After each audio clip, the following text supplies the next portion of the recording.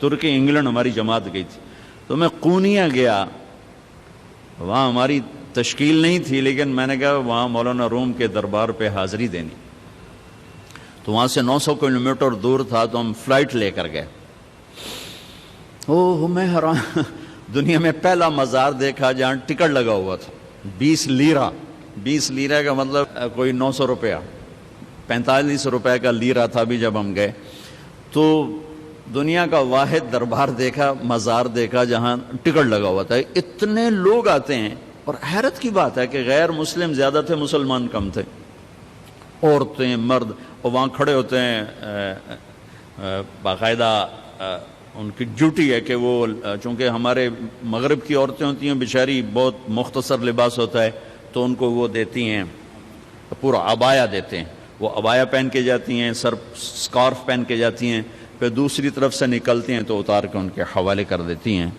تو انہوں نے، ترکی والوں نے اچھی خاصی کمائی بنائی ہوئی ہے۔ تو وہاں حاضری ہوئی تو مجھے یہ شعر یاد، شمس تبریز بھی ساتھ ہی، ان کی قبر ساتھ ہے، وہاں بھی ہمیں لے گئے۔ مولانا روم بڑے علم والے تھے، لیکن وہی خشک علم تھا جس میں کوئی معرفت کی چاشنی نہیں تھی، سوز و ساز نہیں تھا، سوز و گداز نہیں تھا، عشق و محبت نہیں تھی، خالی قیل و قال تھا۔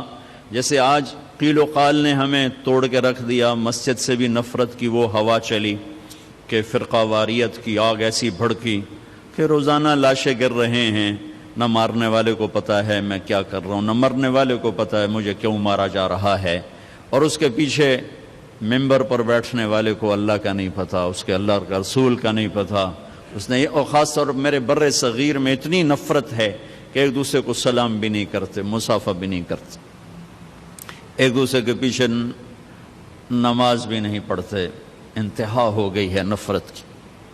تو مولانا روم بھی کچھ ایسے ہی تھے، مطلب ایسے سمراج ہیں، کوئی فرقہ وادیت والے تھے، سر منطق فلسفہ کے بادشاہ تھے۔ تو مسجد میں حوض کے کنارے بیٹھے ہوئے درس دے رہے تھے، اور ان کی کتابوں کا ڈھیر، کلمی کتابیں، وہ سامنے رکھا ہوا تھا۔ تو شمس تبریز آ گئے ننگے پاؤں، دیہاتی شکل، لگتا تھا یہ تو کوئی ان پڑھ جٹ آدمی۔ تو آ کر انہوں نے بڑے بھول پن سے کہا، مولوی صاحب این چیست، یہ کیا ہے؟ تو مولانا روم نے یوں دیکھا تو بڑے تکبر سے کہا، این است کہ تو نمی دانی، بھائی یہ وہ ہے جو تو نہیں جانتا، تو چٹا ان پڑھ، میں تجھے کیا بتاؤں یہ کیا ہے۔ وہ ایک دم آگے بڑھے، وہ کتابوں کو جو یوں دھکا دیا وہ ساری حوض میں جا گری۔ اب وہ زمانہ پریس کا تو تھا نہیں، میں چلو 2-4 اور لے کے آ جاؤ، وہ تیرا بیڑا غرق و بدبخت، اور تو نے میری ساری زندگی کی محنت برباد کر دی۔ تو شمس تبریز مسکرائے اور حوض میں اترے، اور یوں ساری کتابیں خشک نکال کے باہر رکھ دی، ایک کاغذ نہیں بھیگا ہوا۔ یہ کرامات اولیاء ہے۔ مولانا روم، این چیست، یہ کیا ہے؟ تو انہوں نے مسکرا کے کہا، این است کہ تو نمی دانی، یہ وہ ہے جو تو نہیں جانتا۔ بس پھر مولوی روم مولانا روم بن گئے، انہیں فلسفے بھی بھول گئے۔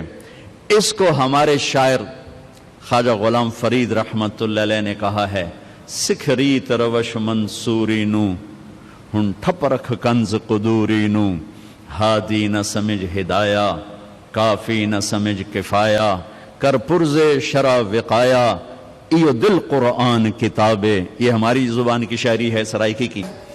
مزدار قصہ تھا، آپ کو سنا دیا۔ کوئی چیز خود نہیں، تو اللہ تعالیٰ نے 4 قسمیں، 2 تاکیدیں کہ نہیں، میں نے ہی تمہیں بنایا ہے، تم خود بخود نہیں بنے۔ ام خلقوا من غیر شیء، ایک اور آیت، کیا تم خود بخود بنے ہو؟ ام ہم الخالقون، کیا تم اپنی ذات کے بنانے والے خود ہو؟ نہیں، تمہارا بنانے بلا وہو الخلاق العلیم، تیرا بنانے والا ایک زبردست خالق ہے۔ آس بن وائل آیا، اس کے ہاتھ میں ایک ہڈی تھی ایسی پرانی، اس نے یہاں رکھی اور ایسے مسلا اس کو، وہ ساری چورا چورا ہو گئی اللہ کے نبی کے سامنے، پھر پھونک ماری، وہ ساری ہوا میں اڑ گئی۔ کہنے لگا محمد تیرا رب اسے زندہ کرے گا؟ کیا تیرا رب اسے زندہ کرے گا؟ یہ تو ریت بن کے اڑ گئی۔ جبریل آ گئے فوراً کہ یا حبیب اللہ، یا رسول اللہ، میرے رب کا پیغام سنا دیں، پیغام سنا دیں۔ اولم یر الانسان انا خلقناہ من نطفۃ فاذا هو خصیم مبین۔ دیکھو دیکھو جس کو میں نے گندے پانی سے بنایا آج مجھ سے مناظرے کرتا ہے، مجھ سے مناظرے کرتا ہے۔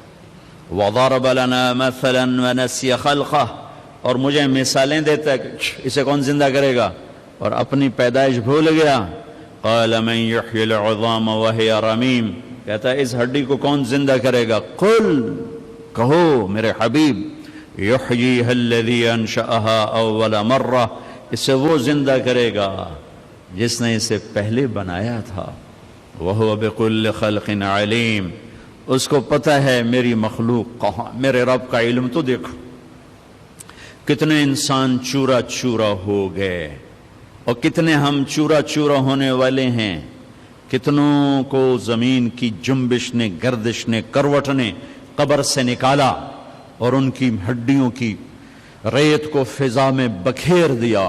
کتنے پانیوں میں بہہ گئے، جانوروں نے پھاڑ دیا، آگ میں جل گئے، قبروں میں رل گئے، اور ایک قبر میں 100 اکٹھے ڈال دیے گئے، اور پھر آ رہے ہیں آخری انسان تک چورا چورا ہو کے بکھر گئے۔ 7 چوپائے، 7 پرندے، 7 مچھلیاں، 7 جانور، ساری کائنات کی زندہ چیزیں سب کٹھی ہیں، اور ایک رب کا حکم ہوگا فَإِذَا هُم مِّنَ الْأَجْدَاثِ إِلَىٰ رَبِّهِمْ يَنْسِلُونَ۔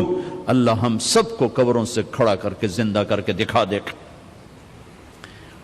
ہاں، مجھ سے کہتا ہے زندہ کون کرے گا؟ آپ اسے کہیں جس نے یہ کچھ نہیں تھا اور اسے بنایا تھا وہی زندہ کر۔ تو اللہ تعالیٰ نے انسانی تخلیق میں 4 چیزوں کا ذکر کیا ہے۔ 2 غذائیں ہیں، 2 روحانی مقامات ہیں۔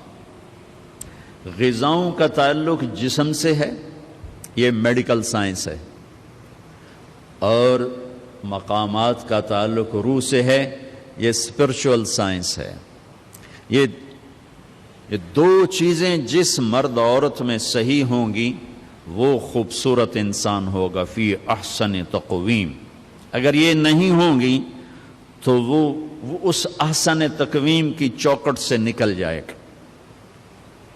یہ پہلی 2 چیزیں یہ علم طب ہے جو اللہ آپ کو دے رہا ہے، جو آپ کو دیا گیا ہے، جس کو آپ لے رہے ہیں، اور زندگی بھر یہ یاد رکھیں جب تک اپنے آپ کو جاہل سمجھیں گے اللہ علم دیتا رہے گا، اور جب تک خدمت کے جذبے سے چلیں گے اللہ علم دیتا رہے گا۔ جب آپ کاروباری بن گئے تو پھر آپ ایک بے رحم تاجر ہوں گے، آپ طبیب نہیں ہوں گے۔ میں ہاتھ جوڑ کے کہتا ہوں پھر آپ ایک تاجر ہوں گے، بس آپ نے گاؤن سفید پہنا ہوا ہوگا، ڈاکٹر کا روپ ہوگا، اندر میں سوتر منڈی کا شیخ بیٹھا ہوگا۔ علم اسے ملتا ہے جو اوروں کی ہمدردی رکھتا ہے، وہ کاروباری بن جائے۔ میں بہت رویا کرتا ہوں، میرا بھائی بھی ڈاکٹر ہے، یہ میرا ساتھی ہے، ہم گورنمنٹ کالج لاہور میں اکٹھے تھے، یہ پرنسپل بن گیا، میں مولوی بن گیا، مقدر کی بات ہے۔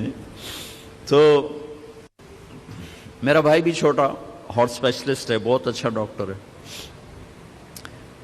جس دیس میں مظلوم وکیل کے پاس جائے تو وکیل اسے گاہک تصور کر کے ڈیل کر رہا ہو کہ میرا گاہک آ گیا، میرا گاہک آ گیا، اور مریض تڑپتا ہوا ڈاکٹر کے پاس جائے اور ڈاکٹر کہے گاہک آ گیا، کسٹمر آ گیا، پھر وہ اپنی فیس بھی الگ لے اور لیبارٹریوں کو ٹیسٹ کروانے کے لیے جو نسخے بھیجے تو اس کے پیسے بھی الگ لے، پھر کمپنیاں اس کو خرید کر 5 روپے کی بجائے 50 روپے کی گولی لکھوائیں اور وہ ادھر سے بھی لے، تو میں ہاتھ باندھ کے کہتا ہوں وہ ڈاکٹر نہیں ہے، تاجر ہے۔ گاؤن سے کیا ہوتا ہے یا کلینک سے کیا ہوتا ہے؟ ایک نے سوتر منڈی میں دکان کھول لی، ایک نے ایک ڈاکٹر کا بورڈ لگا کے کلینک بنا لیا، دونوں ہی تاجر ہیں۔ ایک نے ہائی کورٹ سپریم کورٹ کا وکیل کا پھٹا لگایا، تاجر ہیں، تاجر ہیں۔ وہ ڈاکٹر بن کے بیٹھا تو سفید گاؤن میں سیاہ شکل بن گیا کہ جس کو صرف پیسہ چاہیے، اسے مریض کی ہائے بھی نہیں سنی جاتی، مریض کا درد بھی نہیں اس تک پہنچتا۔ اور وکیل بنا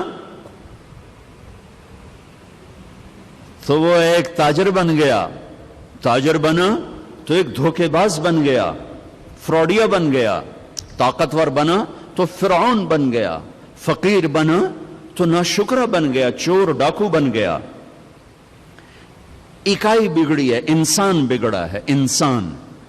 بھائیو، میں بھی کہہ رہا ہوں کہ انقلاب آنا چاہیے، لیکن کون سا انقلاب؟ اپنے دلوں کو بدلو، یہ انقلاب لاؤ، اس دل کی دنیا کو بدلو۔ دل دریا سمندروں ڈوگے، کون دلاں دیاں جانے ہو، وچے بیڑے وچے جھیڑے وچے ونج مہانے ہو۔ اندر کے دلوں کو بدلو، یہ دنیا بدلو۔